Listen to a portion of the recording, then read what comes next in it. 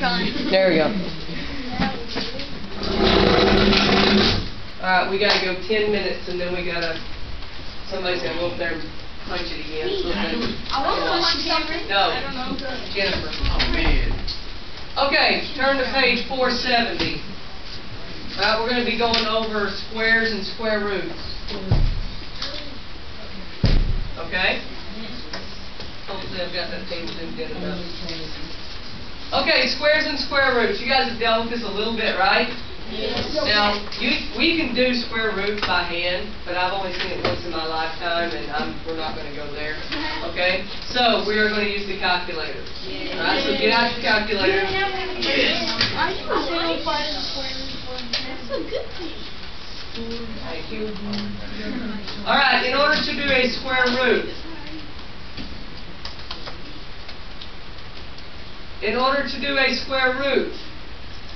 you see the x squared button that's above the unit? Okay? Above that in yellow is a division sign that has a little check mark in front of it. That's a square root, of course. Okay? If you want to find the square root of something, push second button, the x2 button, and you'll find that you get this with a little parenthesis. Okay? Now, if all you're doing is a square root of something, you don't have to close that parenthesis. But if you have something after that, like let's say that we want to find out the square root of 25. Okay? When you write it out, of course, you don't normally put that parenthesis because when you write it out, you know where you end it because you stop your radical sign. This is a radical sign here. Okay? So you stop your radical sign over the 25 and you know where that ends. Well, the calculator doesn't know this. Okay? The square root of something is just what number times itself gives us the number inside of it. Okay, well what times what gives you 25? What times itself? 5. So the square root of 25 is the same thing as the square root of 5 times 5, which is the square root of 5 squared. Okay? Just like addition and subtraction are kind of opposites, multiplication and division are kind of opposites, well square roots and squares are kind of opposites. So when you have the square root of something and the square of something inside the square of something, or the square of something inside a square root, they cancel out. And you get the answer of the number that's just sitting in the middle of that radical. Okay? So the square root of 25 is 5. 5 times 5 gives us 25. Okay? Alright, well, if you punch that into your calculator, you push second, x squared, and you punch in the number 25, and you push enter, you get, of course, 5. If in your calculator you don't push, if you've got the square root of 25 plus 3, if you don't close your parentheses behind the 25, you're going to end up with something that looks like this. Your calculator sees it as the square root of 25 plus 3, as in everything under the radical sign, and you end up with the square root of 28, which is 5.2912. Is that it? Okay, something like that. But in reality, what your question was the square root of 25 plus the number 3, which should have been 8. So see, if you don't close your parenthesis, your calculator doesn't know where that radical sign stops. Okay, so it's probably best to go ahead and close the radical sign, or close the parenthesis after you get finished. Okay? So you do 25, Close parenthesis and then push plus 3. It should give you 8. Yes. Is that right? Yes. Okay. Alright, so basically all square roots are is, like I said, a number times itself, and you want to know what that number is. So, like the square root of 16, what times itself gives us 16? 4. So the square root of 16 is 4. This number out here is what we multiply by itself to get the number inside the square root sign. Okay? The square root of 9 is what? Square root of 100. No. 10. 10 times 10 gives us 100. The square root of 121. 11. Square root of 169. There you go. What this is saying is take whatever number times itself, that'll give you the number inside, and that's what your answer is going to be. Make sense? Yes. Okay? All right, now the opposite of that is a square of a number. Of course, we've already kind of talked about squares before. When you square a number, let's say 2 squared, that just means what? The number times itself, which is 4. 2 times 2 is 4. Okay? If we take 9 squared, what do we get? 9 times 9, which is 81. Not 9 times 2, it's 9 times itself. Okay? Alright, so that's how we square numbers. Now, here's the thing. When you take the square root of something, you cannot take the square root of a negative number. Okay? I can take the negative square root of 64. Okay? What's the square root of 64? 8. And I stick a negative sign in front of it. That we can do. Alright? But we cannot do this. The square root of negative 64. Punch in the square root of negative 64 in your calculator, and what do you get? Error. Now, technically you can do this later on in your mathematical career, but you start getting into imaginary numbers. Okay? So, really, this ends up being 8i. But, you don't have to deal with that for a very long time. So, as of right now, this is not doable. Okay? Negative outside the radical sign, yes. Negative inside the radical sign, cannot do. No. Not now. Correct. Okay? Well, don't say not ever. That means imaginary number. Okay, so if you look at your problems here, question 14 through 20 is finding the square of each number. So all you're going to do on this is like number 13 says 5. So this is what I should see on your homework. 5 squared equals 25. There's your homework. Don't just write down 25. You do that, you get a 0. Okay? That's 14 through 20. 22 through 28 says find each square root. So if we found the square root of 144, this is what I expect to see on your paper. The square root of 144 is 12. 12 times 12 gives you 144. So that would be what you write down on 22 through 28.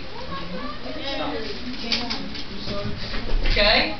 30 is the same thing as 14 through 20. 32 is the same thing as what I showed up there. 34. Where do we go to? Where do I write down? 34. 34.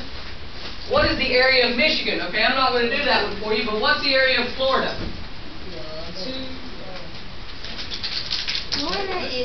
Look on page number 472. We're going over the problems. Okay, so what is the area of Florida? I'm sorry? Correct. It's a square, right? One side's 256, so what does the other side have to be? So you're looking at the area of Florida equals 256 miles squared. Okay, now you need your squared to be around, or the parentheses to be around the 256 miles. Because if you just write down 256 miles squared, it looks like you've already done the squaring. Okay, so you end up with like 65,000 something. 65,536. 536. Okay, so 65,536 miles squared. That's when you eliminate the parentheses, is when you actually have already squared the number. Okay, so that's how you would do number 34, except for instead of Florida, you do Michigan. Okay, questions on any of those? Is Michigan I mean, it says right up there, it says, refer to the squares in the diagram at the right. They represent the approximate areas of Texas, Michigan, and Florida. Okay? Alright. So, then you've got 37, 38. Alright, we've already talked about taking perimeter and fencing and changing it and figuring out about area, okay? So you should be able to do 37, 38 from previous lessons. All right, so I'm going to let you guys work on that one yourself. Okay? Now, turn to page 475, estimating square roots. All right, so now that you already know how to do the square roots part, we've had nice perfect squares, right? Go ahead and hit it just in case. I guess just move the width in and out or something so that you just moved it so it doesn't shut off.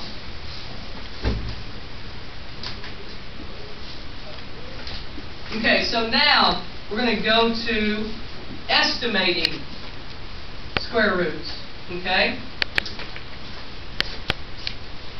If we want to estimate the square root of 75, okay, are there any two whole numbers that we know of that multiply together to give us the number 75? There's not, is there? Okay? But what we can know are numbers that multiply to get each other together with themselves to get us close to 75. Okay? What numbers could we multiply by themselves, square those numbers, and get close to 75? No, it needs to be the same number when we multiply together. Do what? No, because we need to be able to square the number. 8 times 8 gives us what? 64. Okay? Well, what is the next number up? 9, right? 9 times 9 gives us a square root of 81. Okay? What we need is when we're estimating square roots is we need for this number to fall in between two other numbers. Two consecutive numbers. Okay? In this case, 8 times 8 gives us 64, 9 times 9 gives us 81. 75 falls in between those two numbers, right? If we get both of those numbers to fall here, or both of them to fall here, I need to pick some new numbers. Okay? I need to surround whatever I'm estimating by two other numbers. Okay? Well, what's the square root of 64? 8. What's the square root of 81? 9. So, the square root of 75 is going to fall somewhere between 8 and 9. It's somewhere between 8 and 9. Now, what is it closest to? Well, without using your calculator, how do you know that? Because 75 is closer to the number. Exactly. 75 is closer to 81. They're only 6 away, whereas 75 and 64 are how many away? So, you know that the square root of 75 has to be closer to the 9 than it is to the 8. Okay? Alright? Make sense?